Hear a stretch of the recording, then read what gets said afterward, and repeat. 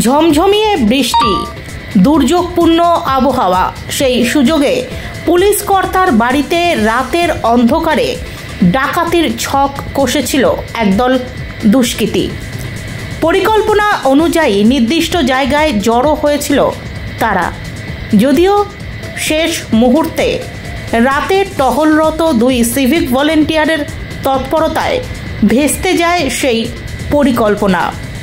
বিশাল police বাহিনী এসে ওই তিন দুষ্কৃতীকে গ্রেফতার করে এবং বেশ কয়েকজন পালিয়েও যায়।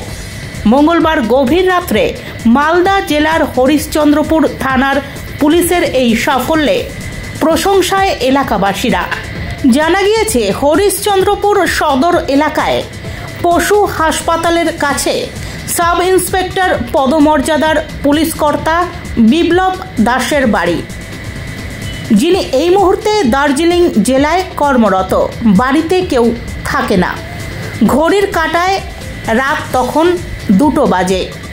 রাতে ছিল দুর্যোগপূর্ণ আবহাওয়া, ঝমঝমিয়ে বৃষ্টি হচ্ছিল। প্রায় 10 জনের ডাকাত দল সেখানে ডাকাতির উদ্দেশ্যে আসে। তারা ভেবেছিল এই দুর্যোগপূর্ণ রাতে খুব সহজেই পুলিশের চোখকে ফাঁকি দিয়ে ফাঁকা বাড়িতে তারা ডাকাতি করতে পারবে। কিন্তু সেই পরিকল্পনা শেষ পর্যন্ত সফল হয়নি।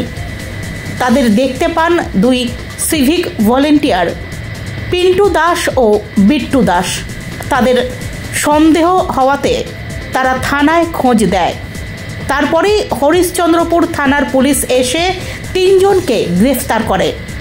ধৃতদের নাম কাঞ্চন বেদ, ভোলা বেদ এবং রঞ্জন বেদ। বাড়ি মহেন্দ্রপুরের রামপুরে। ধৃতদের জেরা করে ডাকাতির এই পরিকল্পনার কথা জানতে পারে প্রশাসন। বাকিদের খোঁজে তল্লাশি চলছে। এদিন ওই 3 জনকে 4 দিনের পুলিশ হেফাজতের আবেদন জানিয়ে চাঁচল মহকুমা আদালতে পেশ করা হয়। কি শুনতে পেয়েছিলেন, কি ঘটনা ঘটেছিল?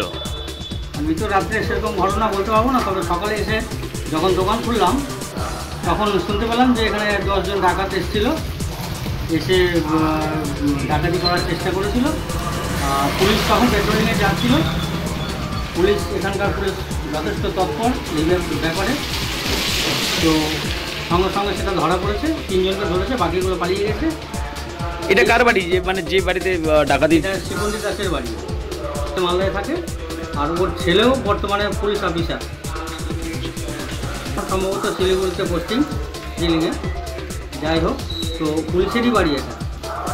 কালকে সারা রাত বৃষ্টি পড়ছিল, তার মধ্যেও সিভিল পুলিশরা এখানে পাহারারত সবসময় থাকে রাত্রিবেলা।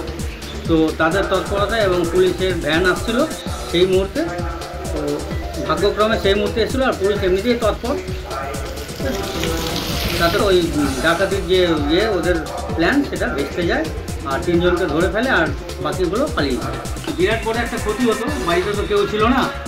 যদি পুলিশ সেই সময় না আসতো বা সিভিল পুলিশ না থাকতো, তাহলে অনেক বড় একটা কাণ্ড ঘটে যেতে পারতো, অনেক কিছু লুটপাট হয়ে যেতে পারতো।